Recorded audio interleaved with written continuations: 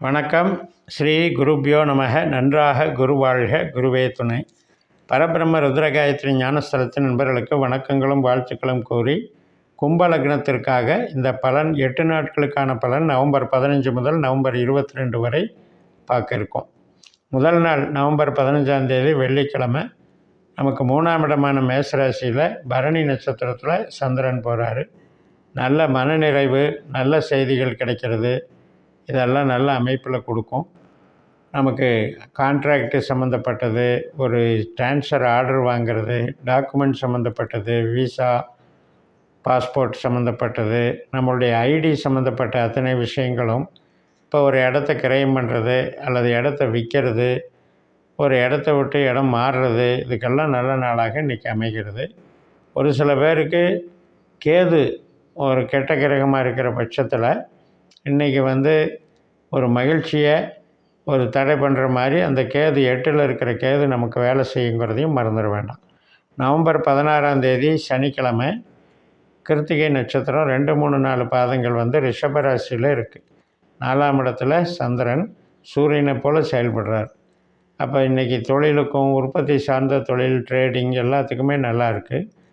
அதாவது ஒரு ப்ரொமோஷன், ஆசிரியர் தொழில், அரசு வழி ஆதாயம், government work, contract work, building construction work எல்லாத்துக்குமே இன்றைக்கி சிறப்பாக இருக்கும். விவசாயத்துக்கும் சிறப்பாக இருக்குது. மளிகை கடை, ட்ரேடிங்கு, அனைத்து விதமான ஆபரணங்கள், உடைகள் எல்லாத்துக்குமே சிறப்பாக இருக்குது.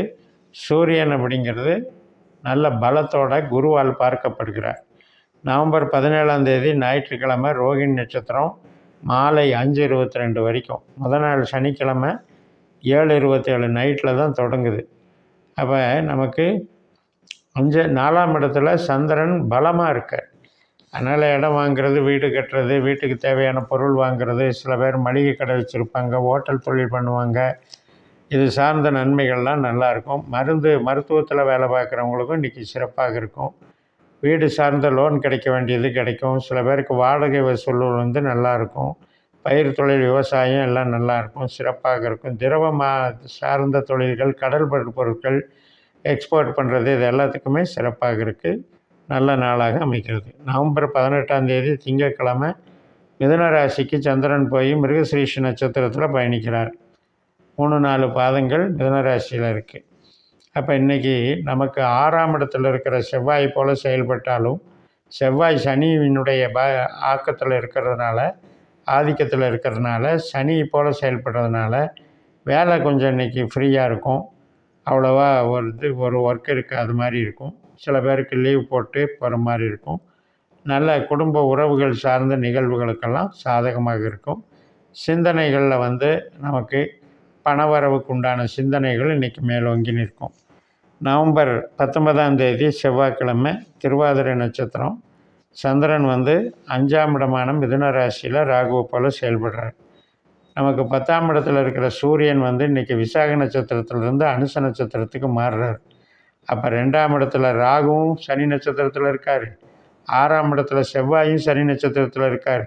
10ஆம் இடத்துல சூரியனும் சனி நட்சத்திரத்தில் இருக்கார். இதுக்காக நான் திரிகோண பார்வை, சனியினுடைய ஆடுகளம்னு சொல்லி நம்ம பதிவுகள் போட்டிருக்கோம். 2, 6, 10ங்கிறது நமக்கு பணவரவு, உத்தியோகம், தொழில் பலம் இதையெல்லாம் குறிக்கக்கூடிய அமைப்பு. பட் புதுசாக ட்ரை பண்ணும்போது சில பேருக்கு இந்த நாளில் அந்த பாவத்துக்கு கொஞ்சம் இடைஞ்சல் பண்ணும்.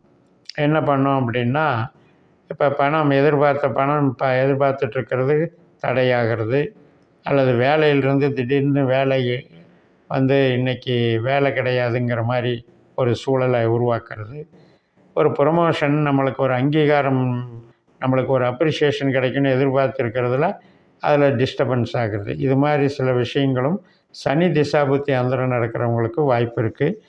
பட் எல்லாமே இது நமக்கு பாவத்தன்மைகள் தான்.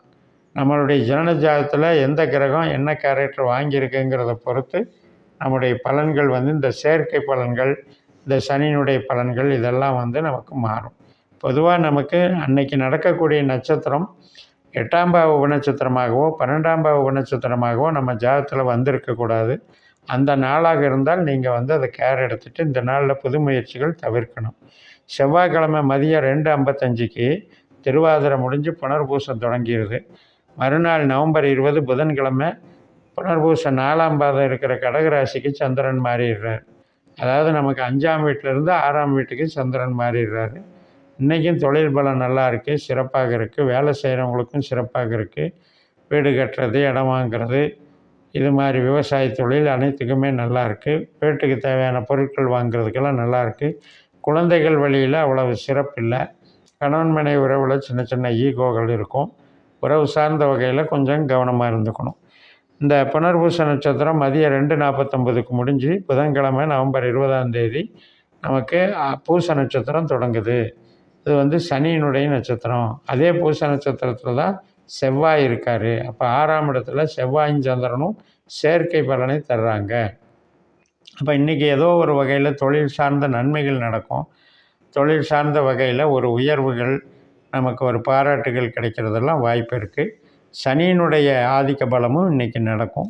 நமக்கு லக்னத்தில் இருக்கிற சனி அப்படிங்கிறவர் 6ஆம் இடத்துக்கு 8ஆம் இடமாக வேலை செய்கிறதுனால சனி திசாபுத்தி அந்தரத்தில் இருக்கவங்களுக்கு சில பேருக்கு இன்றைக்கி வேலை சம்மந்தப்பட்ட விஷயத்தில் சின்ன சின்ன பிளாக் மார்க்கு அல்லது வேலையை விட்டு விலகிறதுக்கு உண்டான வாய்ப்புகளும் கொடுக்கும்.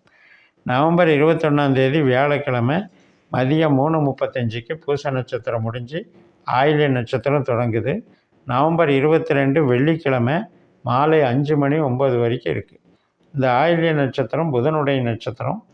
இப்போ புதன் நமக்கு தொழில் ஸ்தானத்தில் சுயபலத்தோடு இருக்கிறதுனால உழைப்புக்கேற்ற ஒரு பாராட்டு, ஒரு வளர்ச்சி கிடைக்கும், ஒரு ப்ரொமோஷன் கிடைக்கும். நம்மளை ஒரு பதவி உட்கார வச்சு அழகு பார்க்குறதுக்கு உண்டான நாளாக இருக்கும். நல்ல ஒரு அமைப்பை கொடுக்கும்.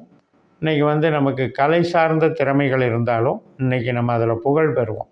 சில பேர் எழுத்துக்கள்லையோ டிசைனிங்லேயோ தனித்திறமை வாய்ந்தவர்களாக இருப்பாங்க.